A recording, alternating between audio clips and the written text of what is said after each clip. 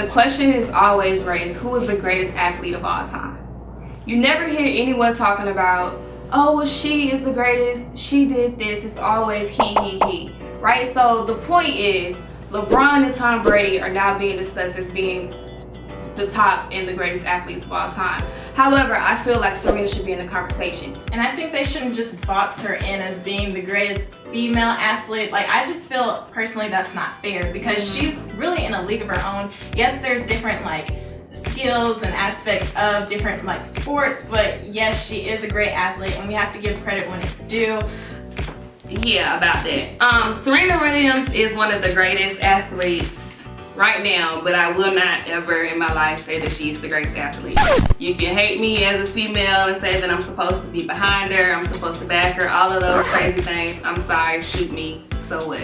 Okay, so let's just get to the numbers. I mean, Serena is the greatest of all time. It should be in that conversation, right? She's been playing for, 21 years now. She's still dominating.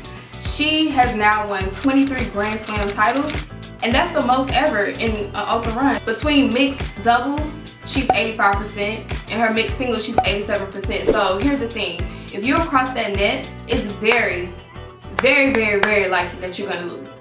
One of the things that I will never take from Serena Williams is her accomplishments, the number of matches she's won, how she is a competitive spirit. But we cannot ever, in my opinion, compare tennis, which is a lifetime sport. You got men and women who go out here at the age of 60, 80, and 90 who play tennis, to a sport that is actually more of a physical contact like football, basketball.